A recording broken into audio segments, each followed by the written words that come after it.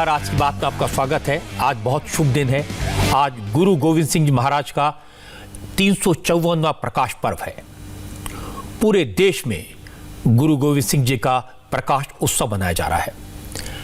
आज प्रधानमंत्री नरेंद्र मोदी ने भी गुरु गोविंद सिंह जी की शिक्षाओं को याद किया, उनके बताए रास्ते पर चलने का संकल्प लिया।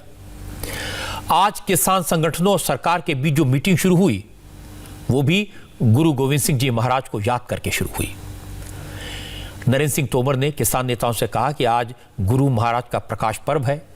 आज के दिन अच्छी खबर मिलनी चाहिए, सबको सुख देने वाला, सबको खुशी देने वाला फैसला होना चाहिए, क्योंकि ये तो गुरु गोविंद सिंह जी ने सिखाया कि न कभी हारना चाहिए, न कभी डरना चाहिए और हमेशा सबके भले के लिए, इंसानियत के लिए, गरीबों के कल्याण के लिए, बड़े से बड़े त्याग के लिए तैयार रहना चाहिए। गुरु गोविंद सिंह जी सिखों के 10वें गुरु हैं। ये गुरु गोविंद सिंह थे जिन्होंने खालसा पंथ की स्थापना की और उन्होंने ही गुरु ग्रंथ साहब को पवित्र ग्रंथ के साथ साथ गुरु के तौर पर स्थापित किया। वो गुरु गोविंद सिंह जी हैं जिन्होंने समाज की कुरीतियों के खिलाफ आवाज उठाई, जातिवाद के जहर को समाज से खत्म करने के लिए संघर्ष किया। इसलिए जब उन्होंने खालसा पंथ की स्थापना की तो उनका संदेश, उनका मैसेज बिल्कुल साफ था, किसी भी इंसान के साथ भेदभाव नहीं करना चाहिए। आज प्रधानमंत्री नरेंद्र मोदी ने भी गुरु गोविंद सिंह को याद किया, उन्हें नमन किया। मोदी ने कहा कि गुरु गोविंद सिंह जी का जीवन न्याय संगत और समावेशी समाज के निर्माण के लिए समर्पित था।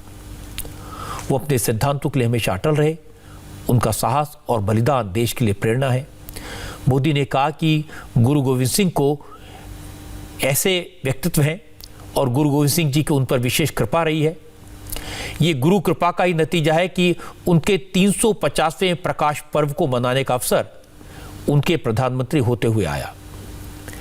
मैं आपको बता दूं कि गुरु गोविंद सिंह जी के 350वें प्रकाश पर्व के मौके पर नरेंद्र मोदी पटना साहिब गए थे। वहां भव्य समारोह का आयोजन हुआ था और इस दौरान उन्हें गुरु गोविंद सिंह को श्रद्धांजलि अर्पित करने का मौका मिला। उन्होंने नमन किया, माथा टेका और आज मोदी ने उस वक्त की तस्वीरें शेयर की। मोदी ने कहा कि उनकी सरकार गुरु गोविंद सिंह जी के दिखाए रास्ते पर चलने की कोशिश कर रही है और सरकार की प्राथमिकता गरीब, शोषित, वंचित लोगों का कल्याण करना है, उनकी परेशानियों को खत्म करना है। आज 10वें गुरु श्री गुरु गोविंद सिंह जी का प्रकाश पर्व भी है। इस पवित्र अवसर पर मैं गुरु गोविंद सिंह साहब के चरणों में प्रणाम करता हूं। मैं सभी देशवासियों को प्रकाश पर्व की हार्दिक बधाई भी देता हूं। ये मेरा सौभाग्य रहा है कि गुरु साहब की मुझ पर बहुत कृपा रही है। गुरु साहब मुझ सेवक से निरंतर सेवाएं लेते रहे हैं। सेवा और सत्य के पथ पर चलते हुए बड़ी से बड़ी चुनौती से भी लड़ने की प्रेरणा हमें गुरु गोविंद सिंह जी के जीवन से मिलती है। 1.25 लाख से एक लड़ाऊं, चिड़ियों से मैं बाज तड़ूं, तवे गुरु गोविंद सिंह नाम कहाऊं। इतना अदम्य साहस, सेवा और सत्य की शक्ति से ही आता है। गुरु गोविंद सिंह जी के दिखाए इस मार्ग पर देश आगे बढ़ रहा है। गरीब, पीड़ित, शोषित, वंचित की सेवा के लिए, उनका जीवन बदलने के लिए आज देश में अभूतपूर्व काम हो रहा है। इसके बाद नरेंद्र मोदी ने गुरु गोविंद सिंह जी की याद में एक वीडियो शेयर किया। वो भी काफी प्रेरणा देने वाला है, आप भी देखिए।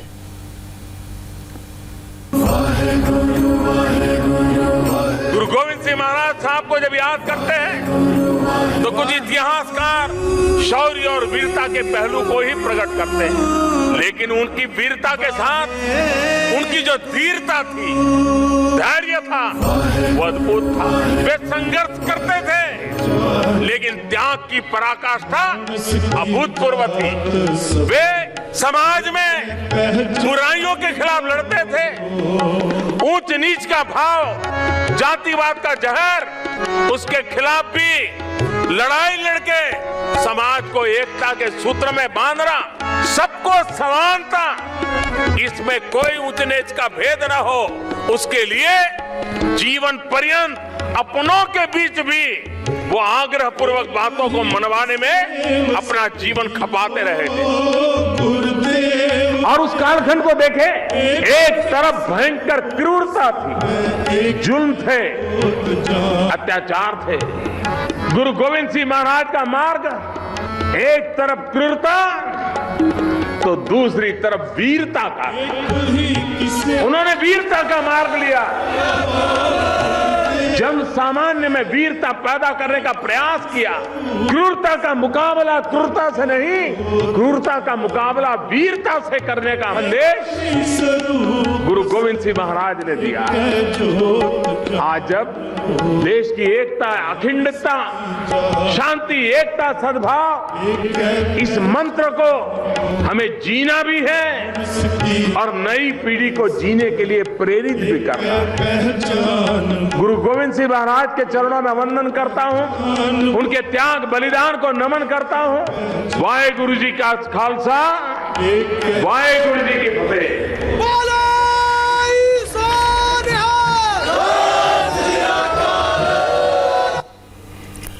बचपन से हम सब लोग गुरु गोविंद सिंह जी की वीरता की कहानियां सुनते हैं, उनके पराक्रम पर, उनके बलिदान पर गर्व करते आए हैं। लेकिन गुरु गोविंद सिंह एक शूरवीर होने के साथ साथ देश को जोड़ने वाले लीडर थे। उन्होंने गरीब के लिए लड़ने का पाठ पढ़ाया, इंसानियत और भाईचारे का संदेश दिया।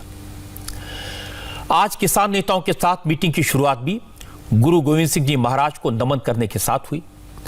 नरेंद्र सिंह तोमर ने कहा, आज के शुभ मौके पर अच्छी खबर मिलनी चाहिए। अब किसान संगठनों के नेताओं को जिद छोड़नी चाहिए। सरकार की तरफ से किसान नेताओं के सामने एक अच्छा ऑप्शन दिया गया। कृषि मंत्री ने कहा कि किसान संगठनों के नेता चाहें तो सरकार तीनों कृषि कानूनों को 1.5 साल तक होल्ड पर रखने के लिए तैयार है और सरकार सुप्रीम कोर्ट में यह बात लिखकर देने को तैयार है। सरकार ने कहा, एक कमेटी बना लेते हैं, किसान संगठन कमेटी के सामने अपनी आशंकाएं रखें, कानून पर बात करें। जब सारी शंकाएं दूर हो जाएं, जब कानून पर पूरी तरह सहमति बन जाए, तब यह कानून लागू हो। बड़ी बात यह कि नरेंद्र सिंह तोमर ने साफ साफ कहा, जब तक किसान नेताओं की सारी शंकाएं दूर नहीं हो जाती, तब तक कानून लागू नहीं होंगे। सरकार के इस प्रस्ताव पर विचार के लिए किसान नेताओं ने कुछ वक्त मांगा, तो कृषि मंत्री नरेंद्र सिंह तोमर और commerce minister Piyush Goyal meeting से बाहर चले गए। उन्होंने किसान नेताओं से कहा कि वो खुलकर आपस में विचार कर लें और जो भी फैसला हो सरकार को बता दें। इसके बाद किसान नेताओं ने 1.5 घंटे तक मीटिंग की और फिर उन्होंने तय किया कि किसान संगठनों के नेता कल अपने लोगों के साथ बैठकर चर्चा करेंगे और जो भी फैसला होगा उसकी जानकारी सरकार को परसों दी जाएगी। सुबह जितना गर्म था, दिन बढ़ने के साथ साथ उसका गर्मी कम हो गया। पहले एनआईए के बारे में हम चर्चा किया, झूठे मुकदमा रोकने के लिए। सरकार बोला नाम दे दो, किसके नाम पे मुकदमा है, हम उसको देखेंगे। उसके बाद 3 कानून वापस लेने का मांग किया। सरकार बोला नहीं, आप अमेंडमेंट और बढ़ा दो और कुछ दे दो, हम ले लेंगे। मगर ये चर्चा लंच तक तो कुछ नहीं हुआ। लंच ब्रेक के बाद फिर चर्चा हुआ, फिर तब कुछ नहीं हुआ। टी ब्रेक के बाद सरकार आके प्रस्ताव दिया कि हम सुप्रीम कोर्ट में लिखित एफिडेविट देंगे, ये कानून को 1.5 या 2 साल हम इसको बंद रखेंगे। और उसके समय में, उसी समय में एक कमेटी बना के वो कमेटी चर्चा करेंगे 3 कानून और एमएसपी के बारे में। वो कमेटी जो रिपोर्ट देंगे उस रिपोर्ट को सरकार लागू करेंगे। ये सरकार का प्रस्ताव है। तो सरकार के प्रस्ताव पुराना प्रस्ताव से थोड़ा सकारात्मक है। तो इसलिए हम लोग तय किया, ये हम लेके जा रहा हूँ। कल सारे संगठन हमारा जो है 500 संगठन है, हम सलाह मशुरा करना पड़ेगा, फिर उसके सहमति के आधार पर हम परसों आके 12 बजे जो मीटिंग है वहाँ अपना मत रखेंगे। आज 2 महीने के बाद पहली बार ऐसा हुआ जब किसान संगठनों के नेता और सरकार के मंत्री हंसते मुस्कुराते मीटिंग से बाहर निकले। किसानों ने कोई उल्टी बात नहीं की। किसान नेताओं ने यह भी कहा कि मीटिंग बेनतीजा नहीं किया जा सकती। सरकार कुछ आगे बढ़ी है, अब रास्ता निकलने की उम्मीद तो है। सरकार के द्वारा प्रपोजल दिया गया कि आप इसको 1.5 साल तक के लिए और कम ज़्यादा के लिए भी जितना समय आप चाहते हैं उसके लिए हम इसको सुप्रीम कोर्ट में एफिडेविट देकर स्टे करा देंगे। ठीक है जी। और एमएसपी के लिए हम कमेटी बना देते हैं, बाकी कानून के लिए बना देते हैं। तो कमेटियों में हमने साफ नकार दिया कि कमेटियों में हमारा कोई विश्वास नहीं है। ये कमेटियां कोई रिपोर्ट टाइम से देती नहीं है, सरकार बात मानती भी नहीं इनकी। जो कुछ तय करना है यही करना है। जो आपका प्रपोजल है एमएसपी और ये स्टे करने का, इस प्रपोजल को लेकर हम अपने लोगों के बीच में जाएंगे। कल 12 बजे सिंधु बॉर्डर पे हमारी बड़ी बैठक होगी। हमारे आम किसान इस पे क्या राय देते हैं, उस राय से हम परसों के दिन 12 बजे होने वाली बैठक में अवगत कराएंगे, तब निर्णय लेंगे। 22 तारीख को सॉल्यूशन फाइनल निकल। हाँ, 22 तारीख को हम उम्मीद करते हैं कि होगा। 22 को नहीं होगा, 23 को होगा, 24 को होगा, मगर गतिरोध दूर होगा, ऐसा उम्मीद। किसान नेताओं का कहना है कि वो सरकार के प्रस्ताव पर चर्चा करेंगे, इसके बाद कोई फैसला लेंगे। हालांकि कुछ किसान नेता अभी भी कृषि कानूनों को रद्द करने की मांग पर अड़े हुए हैं। जो सरकार 1.5 साल वास्ते वो कानून सस्पेंड करने वास्ते दा तैयार हुई है, पर जथेबंदियां ने जवाब देता भी सस्पेंड का कोई मतलब नहीं, कानून रद्द करने चाहिए। 1.5 साल वास्ते सस्पेंड करने वास्ते सरकार ने कहा भी ਅਸੀਂ सस्पेंड कर देने ते एक कमेटी बना देने। वो कमेटी ਜਿਹੜਾ फैसला कर दूगी वो लागू हो जाए। वो कमेटी रिपील करने वास्ते कहती रिपील है, वो 1.5 साल बाद ही ਉਹਦਾ फैसला होगा। ਇਹਨਾਂ ਨੇ ਐਮਐਸਪੀ ਤੇ ਕੋਈ ਬਹੁਤੀ ਚਰਚਾ ਨਹੀਂ ਕਰਨੀ, ਉਹਨਾਂ ਨੇ ਇਹਨੂੰ ਟਾਲਣ ਦੀ ਕੋਸ਼ਿਸ਼ ਕੀਤੀ ਐਮਐਸਪੀ ਨੂੰ। ਜਥੇਬੰਦੀਆਂ ਵੱਲੋਂ ਜ਼ੋਰ ਦੇ ਕੇ ਵੀ ਐਮਐਸਪੀ भी चर्चा करनी चाहिए, पर चर्चा हो नहीं सकी। एजेंडे 2-4 रहे आ, नैशनल इन्वेस्टिगेशन जो कुछ कर रहा वो एजेंडा रहा, किसानों को गिरफ्तार वो एजेंडा रहा, एमएसपी ते चर्चा हुई आ। उन्होंने प्रस्ताव लेके आंदा भी तुसी जड़ा कमेटी छोटी बना लो, और छोटी कमेटी बनाने तो बाद ਅਸੀਂ ਤੁਹਾਡੇ ਨਾਲ ਜਦੋਂ ਤੱਕ ਕਾਨੂੰਨ ਸਸਪੈਂਡ ਕਰਦੇ ਜਦੋਂ ਤੱਕ ਚਰਚਾ ਨਹੀਂ ਹੁੰਦੀ। ਇਹ ਵਿਚਾਰ ਦੂਣਿਆ ਉਦਾਂ ਸਾਡਾ ਤੇ ਗ੍ਰਾਹਾਂ ਦਾ ਸਾਫ ਹੈ ਵੀ ਖੇਤੀ ਕਾਨੂੰਨ ਰੱਦ ਕਰਾਓ ਤੇ ਜਿਹੜੇ ਐਮਐਸਪੀ ਦੇ ਕਾਨੂੰਨ ਲੈ ਕੇ। कोई सरकार आगे नहीं बढ़ी जी। सरकार ऐसा जैसे चाल चल रही है कि ये इसमें चाल में आके फंस जाए और जो है ये हमारी मांग मान ले, और ये आंदोलन है जो यहाँ से उठ के चला जाए। जब हम उठ के चल जाएंगे तो इसका कोई पता नहीं है, एफिडेविट दे दे कुछ भी दे दे, इस सरकार की किसी बात के ऊपर नहीं यकीन करना चाहिए। कोई आगे नहीं बढ़ी है। हम तो इस पे विचार चर्चा करेंगे जो सरकार ने प्रपोजल रखी है। हमारी कल 32 किसान सरकार ने एक कल सामने निकल के आई है, सरकार बोलती है भी हम एफिडेविट देते हैं सुप्रीम कोर्ट में, 1.5 साल के लिए इसको होल्ड कर देते हैं, पे एफिडेविट दे देंगे पे एक कमेटी बनाओ। अभी हम ना कमेटी पे सहमत हैं, ना हम 1.5 साल पे बात पे सहमत हैं। उस पे विचार चर्चा होगी, जैसे किसान जथेबंदियों की विचार चर्चा में निकल के सामने आएगा वही बात बोली जाएगी। ये बात है, लेकिन हमारी जो है बात वो रद्द की है, रद्द ही कराएंगे और करवा के रहेंगे। जो हमारा 26 का प्रोग्राम है वो भी फाइनल है, वो भी हम करके और शांतिपूर्वक करेंगे। सरकार जी वो डरी हुई है। 26 जनवरी को जो किसान शांतमय तरीके ਨਾਲ झंडा मार्च कर रहे, परेड कर रहे हैं दिल्ली ਦੀਆਂ ਸੜਕਾਂ ਉੱਤੇ, सरकार डरी ਉਹਦੇ ਕਰਕੇ सरकार कह रही है 1.5 ਸਾਲ ਵਾਸਤੇ ਅਸੀਂ ਕਾਨੂੰਨ ਜਿਹੜੇ ਉਹ ਮੁਅੱਤਲ ਕਰ ਦਿੰਨੇ ਆ। ਅਸੀਂ ਕਿਹਾ ਵੀ ਅਸੀਂ ਰੱਦ ਕਰਵਾਉਣੇ ਆ, ਰੱਦ ਤੋਂ ਬਿਨਾ ਸਾਡਾ ਗੁਜ਼ਾਰਾ ਨਹੀਂ। ਅਸੀਂ ਆਪਣੀ ਮੀਟਿੰਗ ਲਾ ਕੇ ਕੱਲ ਨੂੰ ਉਹਦੇ ਵਿੱਚ ਫੈਸਲਾ ਕਰਾਂਗੇ। आपने देखा किसान संगठनों के नेताओं ने जो जो बातें कही, अलग अलग स्वर हैं, एक राय नहीं है। और जो किसान आंदोलन कर रहे हैं अब उनसे कहा गया कि वो आपस में बात कर लें, कल पूरा दिन आपस में चर्चा कर लें, और फिर 22 जनवरी को एक बार फिर से सरकार के मंत्रियों के साथ मीटिंग होगी। ये सब होने के बाद कृषि मंत्री नरेंद्र सिंह तोमर ने बताया कि किसान चाहे जितना वक्त लें, सरकार को पूरी उम्मीद है रास्ता बातचीत से जरूर निकलेगा और 22 जनवरी की मीटिंग में रास्ता निकलने की पूरी संभावना है। आज का दिन काफ़ी महत्वपूर्ण है क्योंकि आज परम पूज्य गुरु गोविंद सिंह जी का प्रकाश पर्व है और हमारी कोशिश थी कि गुरु गोविंद सिंह जी का स्मरण करके बैठक प्रारंभ हो और आज ही बैठक में कोई न कोई निर्णय हो जाए। आज का दिन गुरु गोविंद सिंह जी को समर्पित है। इस पावन प्रकाश पर्व पर कोई हल निकल आए, यह सरकार की बहुत तीव्र इच्छा थी और इसलिए हम लोगों ने सरकार की ओर से यूनियन को यह प्रस्ताव दिया।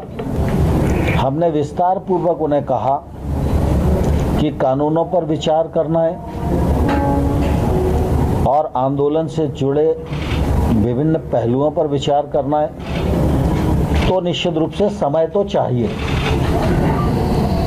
और समय चाहिए तो वो समय 6 महीने का भी हो सकता है, 1 साल का भी हो सकता है, 1.5 साल का भी हो सकता है और सरकार 1-1.5 साल तक भी कानून के क्रियान्वयन को स्थगित करने के लिए सहमत है। इस दौरान किसान और सरकार के प्रतिनिधि मिलकर समस्याओं का हल खोजें और जो समाधान हो उस समाधान को आगे बढ़ाया जाए। मुझे प्रसन्नता भी है और गुरु गोविंद सिंह जी के जन्मदिन का यह प्रभाव भी है कि किसान यूनियन ने इसको बहुत गंभीरता से लिया और उन्होंने कहा कि ये प्रस्ताव हम कल अपने यहाँ विचार विमर्श करेंगे और परसों दोपहर में 12 बजे हम लोग दोबारा बैठक में आएंगे और आपको निर्णय से अवगत कराएंगे। मुझे लगता है कि बातचीत सार्थकता की ओर बढ़ रही है और संभावना व्यक्त की जा सकती है कि 22 तारीख को समाधान की ओर हम लोग बढ़ सकें। किसान संगठनों और नेताओं के बीच आज जो बात हुई उसे मैं एक बड़ा पॉजिटिव डेवलपमेंट मानता हूं। पहली बार कोई बीच का रास्ता निकलता नजर आया। किसान नेताओं को लगा कि सरकार वाकई में उनकी मांगों के प्रति संवेदनशील है, सरकार टकराव नहीं चाहती। उन्हें इस बात का एहसास भी हुआ कि 1.5 साल तक कृषि कानूनों को स्थगित करना, ऐसी ऑफर सरकार की तरफ से आए, ये एक बड़ा कदम है और एक ऐसा ऑफर है जिससे पता चलता है कि सरकार किसी जिद पर नहीं अड़ी। मुझे लगता है किसानों को भी अपनी जिद छोड़नी चाहिए, उन्हें भी समाधान को स्वीकार करना चाहिए। लेकिन एक बात हम सबको समझनी है कि किसानों के इस आंदोलन का ना तो कोई एक नेता है, न कोई एक संगठन। इसमें बहुत सारे ऐसे लोग हैं जो अलग अलग विचारधाराओं से जुड़े हैं, उनके अलग अलग संगठन हैं, उनके अलग अलग विचार हैं, अलग अलग रणनीति है। आज किसान नेताओं की बात सुनकर मुझे लगा कि वो सबको साथ लेकर चलना चाहते हैं। इसीलिए कल पूरा दिन वो किसान संगठनों के अलग अलग नेताओं से बात करेंगे, क्योंकि कुछ ऐसे लोग हैं जो सरकार से टकराव चाहते हैं, जो किसानों को उकसाने की कोशिश करेंगे। वो कहेंगे सरकार ट्रैक्टर परेड की धमकी से डर गई है, सरकार अभी प्रेशर में है और किसानों को अड़े रहना चाहिए। लेकिन किसान नेताओं को चाहिए ऐसे लोगों को हावी न होने दें, सरकार के इस प्रस्ताव को हार जीत का सवाल न बनने दें, प्रतिष्ठा का प्रश्न न बनाएं और एक ऐसा रास्ता निकालें जिससे टकराव खत्म हो और कानूनों पर बातचीत का दौर शुरू हो। अब मैं आपको वो तस्वीरें दिखाता हूं जिसकी चर्चा इस वक्त पूरी दुनिया में हो रही है। इस वक्त अमेरिका में पावर ट्रांसफर का प्रोसेस चल रहा है। अमेरिका में सत्ता बदल रही है। अब से थोड़ी देर बाद जो बाइडेन अमेरिका के 46वें राष्ट्रपति के तौर पर शपथ लेंगे कमला हैरिस अमेरिका की वाइस प्रेसिडेंट बनेगी। ये पहला मौका होगा जब अमेरिका में कोई लेडी वाइस प्रेसिडेंट बनेगी। लेकिन इस वक्त आज जिन तस्वीरों के बारे में लोग चर्चा कर रहे हैं वो है प्रेसिडेंट ट्रंप की विदाई। डोनाल्ड ट्रंप ने आज बिना किसी शोर शराबे के, बिना किसी को परेशान किए व्हाइट हाउस खाली कर दिया। इलेक्शन रिजल्ट आने के बाद से ही अमेरिका में जिस तरह का पोलराइजेशन हुआ, कुछ दिन पहले जिस तरह ट्रंप के सपोर्टर्स ने अमेरिकी पार्लियामेंट कैपिटल हिल में हिंसा की, उसके बाद ये डर था कि आज भी नए प्रेसिडेंट की वोट टेकिंग सेरेमनी के दौरान कुछ हंगामा हो सकता है, लेकिन ऐसा हुआ नहीं। डोनाल्ड ट्रंप अपनी वाइफ मेलानिया ट्रंप के साथ व्हाइट हाउस से बाहर आए। यहां उन्होंने मैरीन 1 हेलीकॉप्टर के जरिए मैरीलैंड के जॉइंट एयरबेस के लिए उड़ान भरी। एयरबेस पर ट्रंप को गार्ड ऑफ ऑनर दिया गया, 21 तोपों की सलामी दी गई।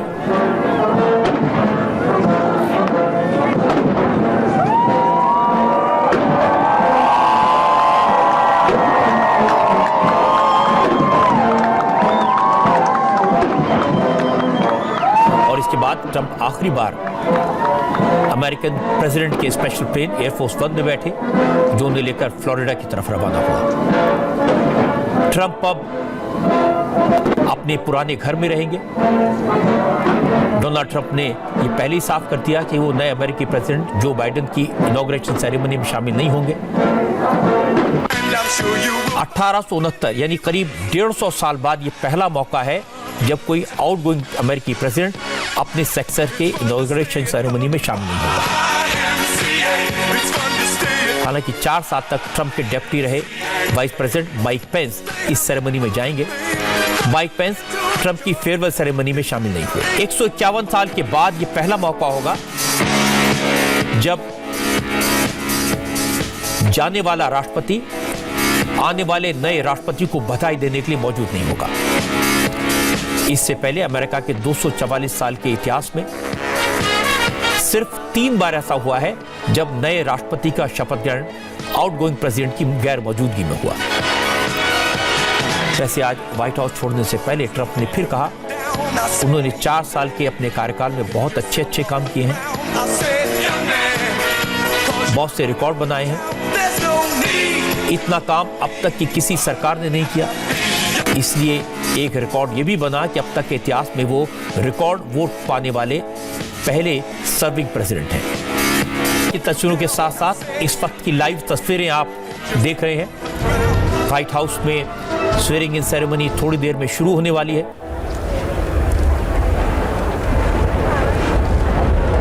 ये कैपिटल हिल की तस्वीरें, माफ कीजिए, जहां पर शपथ ग्रहण समारोह होगा। जो बाइडेन नए राष्ट्रपति के पद की शपथ लेंगे, बाइबल पर हाथ रखते हुए शपथ लेंगे, उसी की तैयारियों की तस्वीरें आप साइड स्क्रीन पर देख रहे हैं। और दूसरी तरफ आप देख रहे हैं प्रेसिडेंट ओबामा को आप आते हुए देख रहे हैं, वो इस समारोह में शामिल होंगे। और दूसरी तरफ आप तस्वीरें देख रहे हैं प्रेसिडेंट ट्रंप की, जिन्होंने लोगों को एड्रेस किया और बताया कि उन्होंने अमेरिका में क्या क्या किया। और एक बड़ी बात ट्रंप ने कही कि वो वापस लौटे। डोनाल्ड ट्रंप जो व्हाइट हाउस से विदा ले चुके हैं। और दूसरी तस्वीरें कैपिटल हिल से, जहां पर जो बाइडेन के शपथ ग्रहण समारोह की तैयारियां हो रही हैं और मेहमानों का आना शुरू हो गया है।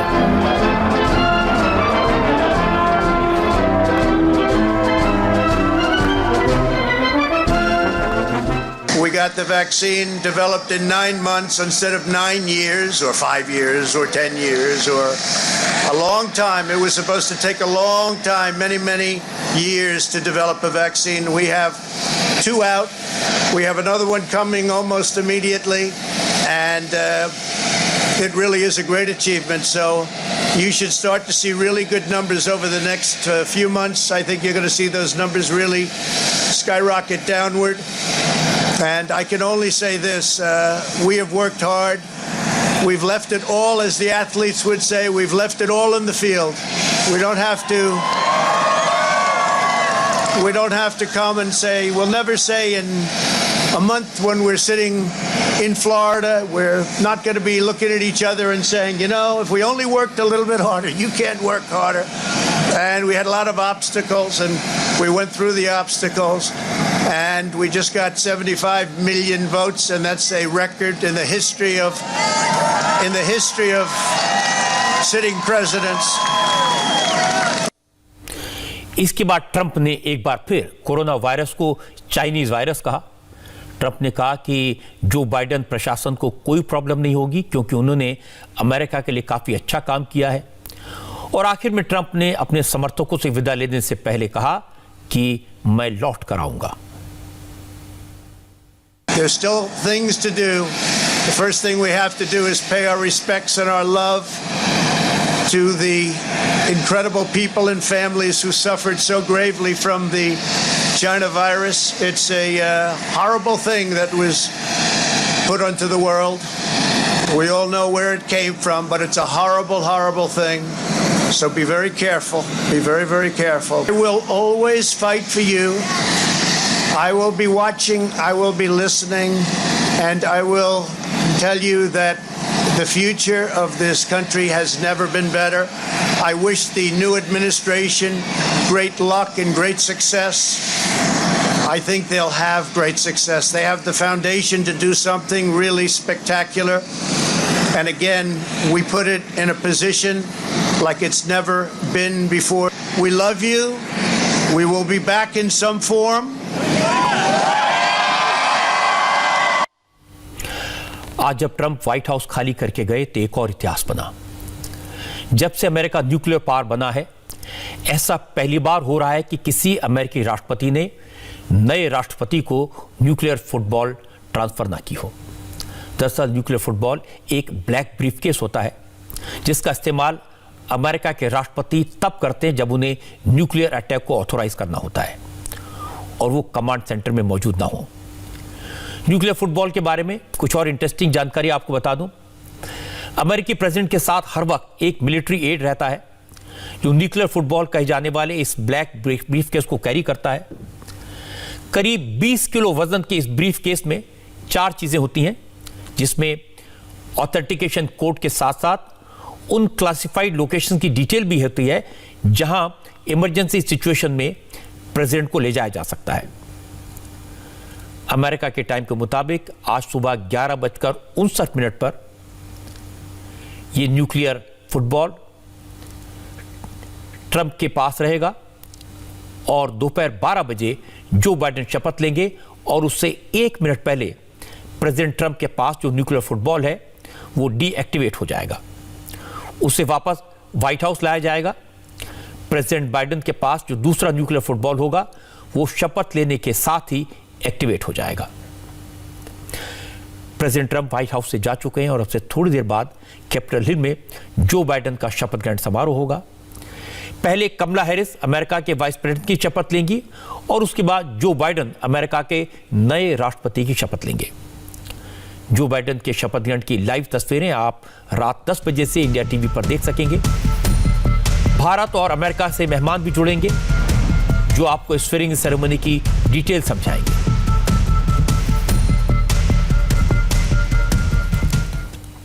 अब आपको ऐसी खबर बताता हूं जो हर भारतीय के लिए गर्व की बात है।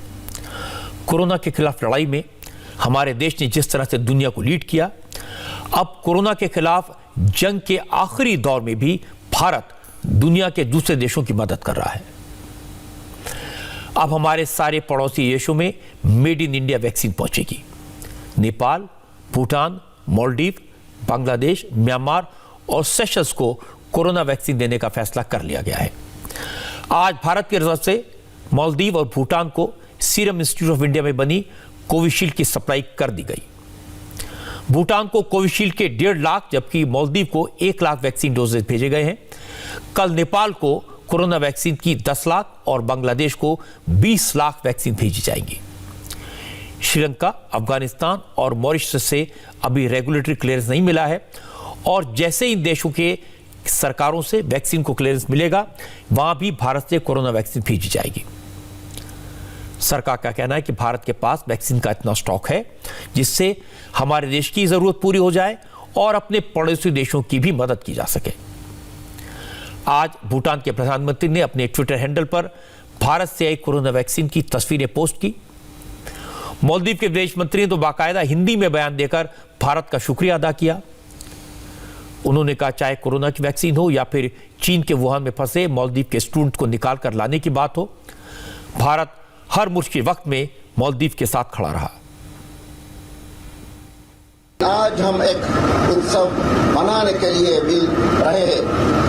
भारत सरकार की तरफ से मालदीव के लोगों को 1 लाख कोविड-19 वैक्सीन की खुराक का उपहार मिला है। भारत से मिलने वाली कोविड-19 वैक्सीन में मालदीव सबसे पहले देश है। इस मुश्किल वक्त में अपने देश देखभाल करते हुए भी भारत हमेशा की तरह हमारे लिए मजबूत और पक्के तौर पर खड़ा। जब हमें वुहान में फंसे अपने स्टूडेंट्स को वापस लाना था, भारत हमारे साथ था। हमेशा हमारे साथ रहने के लिए धन्यवाद, धन्यवाद, धन्यवाद। ये हर भारतवासी के लिए गौरव की बात है कि हमारे पड़ोसी मुल्क भारत को हिंदी में धन्यवाद कहें। बड़ी बात तो यह भी है कि पाकिस्तान ने भी मेड इन इंडिया वैक्सीन लेने की इच्छा जताई है।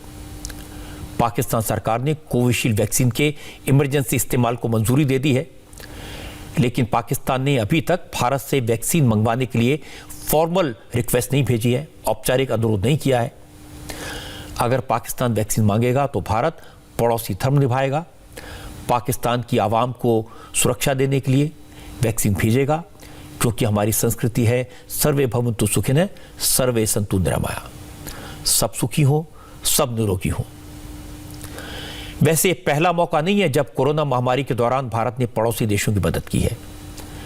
इससे पहले भारत की तरफ से सभी पड़ोसियों को कोरोना के इलाज के लिए हाइड्रोक्सी क्लोरोक्विन, रेमडेसिविर और पैरासीटामोल की सप्लाई की गई थी। इसके साथ साथ वेंटिलेटर, मास्क और ग्लव्स दिए गए थे। और अब जब भारत में कोरोना की वैक्सीन बन गई है, प्रधानमंत्री नरेंद्र मोदी ने नेवर फर्स्ट पॉलिसी के तहत पड़ोसी देशों को वैक्सीन भेजने की पेशकश की। लेकिन आज हमारे ही देश से कोरोना वैक्सीन को लेकर अच्छी खबरें नहीं आई। सरकार ने पूरी ताकत लगाकर कोरोना वैक्सीन को कम वक्त में सुरक्षित रूप से वैक्सीन को देश के कोने कोने में पहुंचाया, लेकिन कुछ लोगों की लापरवाही से कोरोना वैक्सीन बर्बाद हो रही है। असम के सिलचर में वैक्सीन के 1000 डोजेज बेकार हो गए। सिलचर मेडिकल कॉलेज में हेल्थ डिपार्टमेंट के कर्मचारियों की लापरवाही की वजह से कोविशील्ड की 100 बॉटल्स फ्रीज हो गई। दरअसल कोविशील्ड को 2 से लेकर 8 डिग्री टेम्परेचर पर स्टोर करके रखना है, लेकिन सिलचर मेडिकल कॉलेज में वैक्सीन को -14 डिग्री में रख दिया गया। इसकी वजह से कोरोना वैक्सीन की डोज बर्फ में तब्दील हो गई। अब इस बात की जांच की जा रही है कि ये किसकी लापरवाही से हुआ। और जो वैक्सीन जो खराब हुआ, कोरोना वैक्सीन जब खराब नहीं फ्रोजन हुआ ये कोई कोल्ड चेन मैनेजमेंट, ये तो एडिशनल CMND जो FW का पार्ट है और यह डायरेक्ट हमारा कंट्रोल में नहीं है। अच्छा, तो इसमें क्या लगता है आपको, क्या हो सकता है? वो एक सपोज दिया है हमको, जो वो चार्ट में जो था एडिशनल CMND जो डॉक्टर PK राय और जो UD है प्रभात सिन्हा, उनको एक सपोज दिया है कल, और रिप्लाई आने से मालूम हो जाएगा किस लेवल में फॉल्ट हुआ। टेम्परेचर 2 और 8 के बीच में होना चाहिए था। 2 और 8 लेकिन -14 हो गया। हाँ, ये 14 हो गई, जिससे मेल्ट हो गया। अच्छा, इसके चलते ऐसा हुआ। ये घटना दुखदाई है, क्योंकि इस वक्त कोरोना वैक्सीन की मांग पूरी दुनिया में हो रही है। दुनिया के तमाम बड़े बड़े मुल्क वैक्सीन की सप्लाई के लिए परेशान हैं, लेकिन तमाम तरह के प्रेशर के बाद भी मोदी सरकार ने जुलाई तक 30 करोड़ लोगों को वैक्सीन देने का लक्ष्य रखा है। इसके लिए वैक्सीन का इंतजाम किया है और वैक्सीनेशन की प्रोसेस पूरी तरह सफल हो, कोई गड़बड़ ना हो, इसके लिए 1 महीने पहले से ट्रेनिंग का अभियान चलाया। इतनी कोशिश के बाद भी अगर एक जगह भी इस तरह की लापरवाही सामने आती है तो एक गंभीर बात है। कोशिश करनी चाहिए आगे से ऐसा ना हो।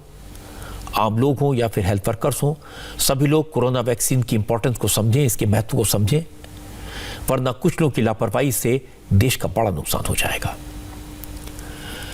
अब बात करते हैं पश्चिम बंगाल की राजनीति की। ममता बनर्जी की पार्टी में बगावत जारी है। आज तृणमूल कांग्रेस के किन किन नेताओं ने पार्टी छोड़ी और टीएमसी के सीनियर लीडर मदन मित्रा ने बीजेपी के नेताओं को क्या धमकी दी, यह मैं आपको दिखाऊंगा 15 सेकंड के स्पॉन्सर मैसेज के बाद। आज बंगाल चुनाव को लेकर कई डेवलपमेंट्स हुए। चुनाव की तैयारियों का जायजा लेने के लिए chief election commissioner Sunil Arora Kolkata पहुंच गए। वो 22 जनवरी को मीडिया से बात करेंगे। इस बीच आज तृणमूल कांग्रेस के लिए फिर बुरी खबर आई। पार्टी के एक और सीनियर लीडर और सिटिंग एमएलए अरिंदम भट्टाचार्य ने ममता बनर्जी का साथ छोड़कर बीजेपी ज्वाइन कर ली। ममता बनर्जी ने आज पुरुलिया, झारग्राम, पश्चिम मिदनापुर और मुर्शिदाबाद जिले के लिए एक साथ 37 प्रोजेक्ट्स का ऐलान किया। लेकिन पूरे दिन ममता के पूर्व मंत्री और तृणमूल कांग्रेस के सीनियर लीडर मदन मित्रा का बयान सुर्खियों में रहा।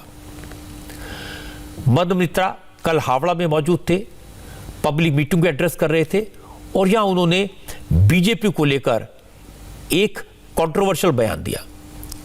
मदन मित्रा ने कहा और नारा लगाया, बीजेपी वालों, दूध मांगोगे तो खीर देंगे, बंगाल मांगोगे तो चीर देंगे। इस बयान पर बीजेपी ने कैसे रिएक्ट किया, मदन मित्रा ने क्या सफाई दी, यह सब दिखाने से पहले मैं आपको मदन मित्रा का बयान सुनवा देता हूं। एक टाइम का आवाज था पाकिस्तान, दूध चाहो तो खीर देंगे, कश्मीर चाहो तो चीर देंगे।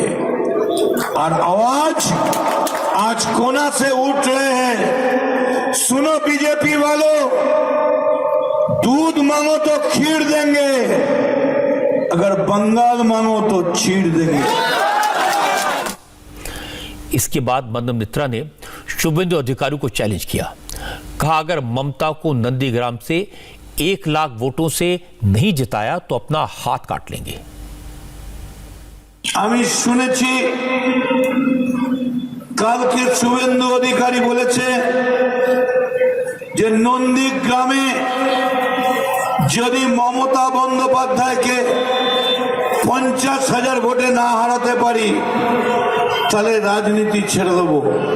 তার উত্তর দিতে আমি যাচ্ছি খেজুরি, যদি 1 লক্ষ ভোটে মমতা বন্দ্যোপাধ্যায় জিততে না পারে আমরা হাতের পাঞ্জা কেটে দেবো আর জীবনে ঠান্ডা ধরবো।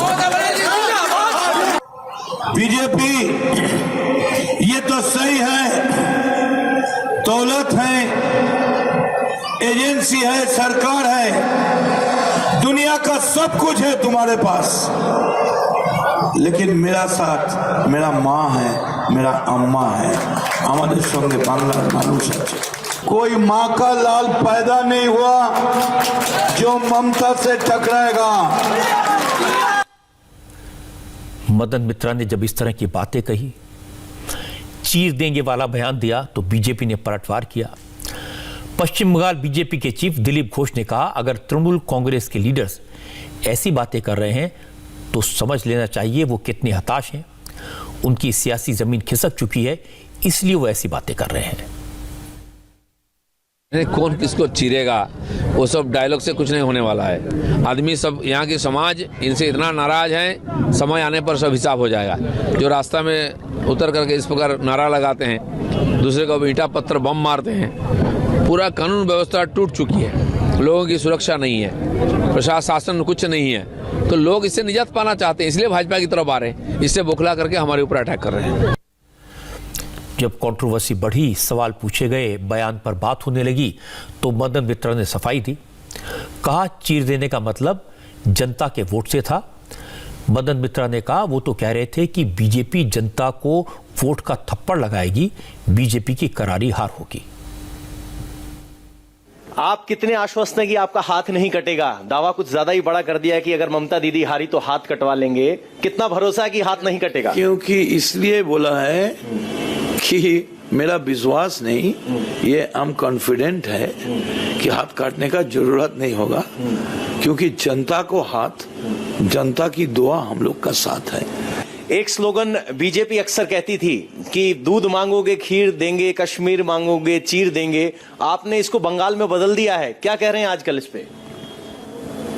नहीं, वो लोग खाली वो दूध वाला को बात करते हैं, चाय पे चर्चा बात करते हैं। तो दूध तो अच्छा है ना।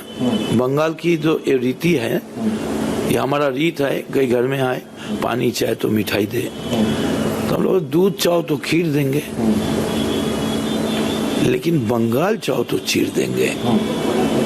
चीर माने फड़के नहीं फेंक देंगे, क्योंकि हमारा पास तो तलवार नहीं है, लेकिन जनता को जो थप्पड़ होगा, एक थप्पड़ में पूरा पार्टी को चीर दिया जाएगा।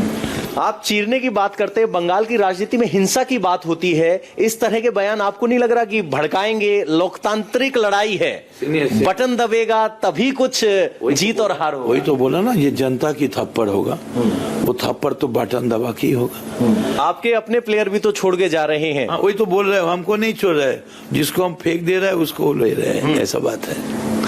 तृणमूल को फेंका हुआ प्लेयर लेते हैं, बड़ी एक नंबर जो प्लेयर है ना, वो लोग तृणमूल में आए, और तृणमूल का सबसे बड़ा प्लेयर जो है वो है तृणमूल का कर्मी।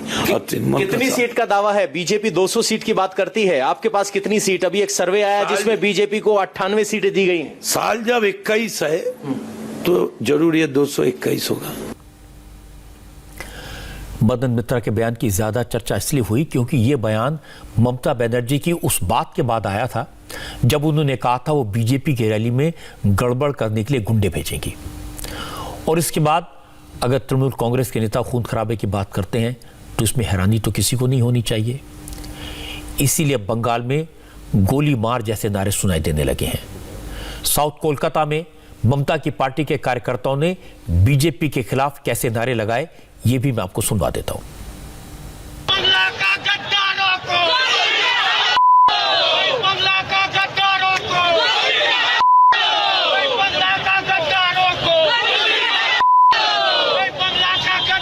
इन नारों का जवाब बीजेपी की तरफ से भी दिया गया।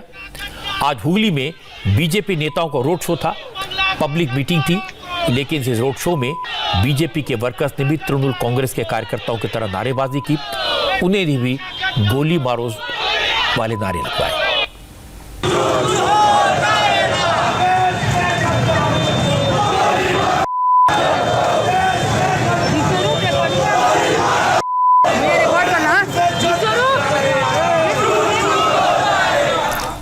ये गोली मारो सालों का नारा कोई नया नहीं है।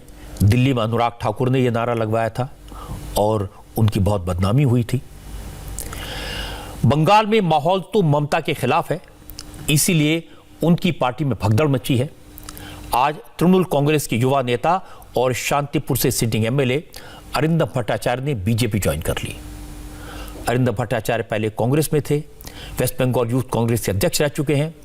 2016 में वो कांग्रेस के टिकट पर चुनाव जीते, लेकिन अगले ही साल तृणमूल कांग्रेस में शामिल हो गए और अब चुनाव से ठीक पहले अरिंदम ने बीजेपी का दामन थाम लिया। अरिंदम भट्टाचार्य ने कहा, ममता सरकार के राज में बंगाल की हालत बहुत खराब हो चुकी है, लोग इस सिस्टम को नकार रहे हैं, स्टेट मशीनरी में करप्शन बढ़ गया है, इसलिए बंगाल का युवा अब बीजेपी और प्रधानमंत्री मोदी की नीतियों की तरफ जा रहा है। आज पूरे हिंदुस्तान में बंगाल जाना जा रहा है। जो विरोधी लोग बोल रहे हैं, आप लोग प्रचार कर रहे हैं, करप्शन, ये सप्लाई वो supply, actually I don't want to go into that mudslinging. कोई व्यक्ति पे कोई आरोप नहीं लगाना चाह रहा हूं, बट टोटल सिस्टम खराब हो चुका है। और इस टाइम पे क्योंकि 2021 में फिर एक वाइटल इलेक्शन है, तो आने का मतलब है मैसेज देना कि प्लीज बीजेपी को समर्थन कीजिए और मत डरिए, क्योंकि कोई डर का माहौल है तो निकल के आना, वो डर के माहौल को चैलेंज करना है। और मैं वही आग्रह कर रहा हूँ, ये युवा लोग ही कर सकते हैं, ये किसी और के लिए नहीं, अपने भविष्य की बात है, युवाओं के अपने भविष्य की बात है। इसीलिए मैं ये अपील कर रहा हूँ बार बार कि आप अपने अच्छे भविष्य के लिए आप स्टेप को लीजिए और यह आत्मनिर्भर भारत जैसे है वैसे ही आत्मनिर्भर पश्चिम बंगाल आने वाले दिन में हो। इसके लिए सब मिलके, जाति धर्म सब मिलके, कुछ ना देखें, भारतीय जनता पार्टी नरेंद्र मोदी पे विश्वास रख के उनको समर्थन। इधर कोलकाता में भी बीजेपी ऑफिस में कुछ लोगों ने पार्टी की मेंबरशिप ली, लेकिन इसमें बड़ा नाम था रंजन बैनर्जी का, और ये किसी पॉलिटिकल पार्टी के नेता नहीं है, बल्कि आदित्य बिरला ग्रुप के सीनियर वाइस प्रेसिडेंट थे। रंजन बैनर्जी ने कहा कि बंगाल में इंडस्ट्री की हालत शुरू से अच्छी नहीं थी, लेकिन ममता के राज में और ज्यादा खराब हो गई। अब बीजेपी के साथ मिलकर बंगाल को उद्योग सेंटर में सबसे आगे ले जाना चाहते हैं। सबसे बहुत ज़रूरी जो बात है कि यहाँ पे इंडस्ट्री को वापस लाना है, जिससे कि लोगों को नौकरी मिले, लोगों भरपेट खा पी के बच सकें, आगे बढ़ सकें। इंडस्ट्री जो फील्ड है, सेक्टर, उसमें भी परिवर्तन की ज़रूरत है बंगाल में। बिल्कुल ज़रूरत है, बहुत परिवर्तन की ज़रूरत है। पूरा एनवायरनमेंट जो है उसको बदलना बहुत ज़रूरी है, जिससे कि इंडस्ट्री स्वयं यहाँ आ जाए, कहना ना पड़े। सर्वप्रथम राज्य बनाना है, जो कहा मैंने आपको, और उसके लिए जो भी करना है वो करना पड़ेगा। पश्चिम बंगाल में जितनी बड़ी संख्या में ममता बनर्जी की पार्टी के लोग उनका साथ छोड़कर बीजेपी में शामिल हुए हैं, इसकी उम्मीद तो शायद बीजेपी को भी नहीं थी। ममता की पार्टी के लिए ये वाकई में डिमोरलाइज करने वाली डेवलपमेंट है, चिंता की बात है। लेकिन ममता बनर्जी को अपने ऊपर बड़ा विश्वास है, वो एक फाइटर हैं, और ममता बनर्जी समझते हैं कि पश्चिम बंगाल में हर सीट का चुनाव उनके नाम पे जीता और हारा जाता है, इसलिए उन्हें लोगों के छोड़ने की ज्यादा परवाह नहीं है। लेकिन ये बात वो पब्लिकली कह रही हैं, अंदर से चिंता तो होगी। कई महीनों से लापता चाइनीज अरबपति जैक मा आज टीवी पर दिखे। आज चीन की सरकार ने 2 महीने से लापता अलीबाबा ग्रुप के मालिक जैक मा का एक वीडियो जारी किया। अब चर्चा बहुत दिन से थी कि चाइनीज सरकार ने जैक मा को नजरबंद कर दिया है, उन्हें गायब करवा दिया है। लेकिन आज जैक मा का वीडियो जारी हुआ और इसे सबसे पहले चाइनीज गवर्नमेंट के माउथपीस ग्लोबल टाइम्स ने इंटरनेट पर शेयर किया। इस अखबार ने दावा किया कि जैक मा ने वीडियो कॉन्फ्रेंस के जरिए 100 से ज्यादा टीचर्स के साथ बातचीत की। ग्लोबल टाइम्स ने लिखा कि जैक मा ने टीचर से कहा कि एक बार कोरोना वायरस खत्म हो जाए तो हम फिर से मिलेंगे। मैं आपको बता दूं कि जैक मा के चीन की सरकार की नीतियों को क्रिटिसाइज करने वाले बयान के बाद से वो सरकार के रडार पर आ गए थे। जैक मा के अलीबाबा ग्रुप के खिलाफ चाइनीज सरकार ने सख्ती दिखाई थी, लेकिन आज जब जैक मा का वीडियो सामने आया तो उनके कंपनी के शेयर में इजाफा भी हो गया। अब जैक मा का वीडियो तो आ गया, लेकिन अभी तक साफ नहीं वीडियो कब का है। हो सकता है वीडियो काफी पहले रिकॉर्ड किया गया हो और अब रिलीज किया गया है, जिससे उन्हें लेकर जो सवाल उठ रहे हैं वो खत्म हो जाएं। लेकिन इस वीडियो से नए सवाल खड़े हो गए। अब से थोड़ी देर बाद अमेरिका में जो बाइडेन राष्ट्रपति पद की शपथ लेने वाले हैं। जो बाइडेन कैपिटल हिल पहुंच चुके हैं। वॉशिंगटन से ओथ टेकिंग सेरेमनी की लाइव तस्वीरें मैं आपको दिखाऊंगा ब्रेक के बाद। पूरी दुनिया के लिए इस वक्त की सबसे बड़ी खबर यह है कि डोनाल्ड ट्रंप चुपचाप व्हाइट हाउस से जा चुके हैं और अब से थोड़ी देर बाद जो बाइडेन अमेरिका के 46वें राष्ट्रपति के तौर पर शपथ लेंगे। वॉशिंगटन में कैपिटल हिल में जैसे ही घड़ी की सुइयां अमेरिकी वक्त के मुताबिक दोपहर के 12 बजे आएंगी, ठीक उसी वक्त अमेरिका के chief justice John Robert Joe Biden को पद और गोपनीयता की शपथ दिलाएंगे। भारतीय समय के मुताबिक जो बाइडेन अब से कुछ ही मिनटों के बाद शपथ लेंगे। 78 साल के जो बाइडेन शपथ लेने के लिए अपने परिवार की 127 साल पुरानी बाइबल साथ लेकर आएंगे, जबकि vice president Kamala Harris 2 Bible के साथ शपथ लेंगी। इसमें से एक बाइबल उनके करीबी दोस्त की है, जबकि दूसरी बाइबल देश की पहली अफ्रीकन अमेरिकन सुप्रीम कोर्ट के जज की है। Joe Biden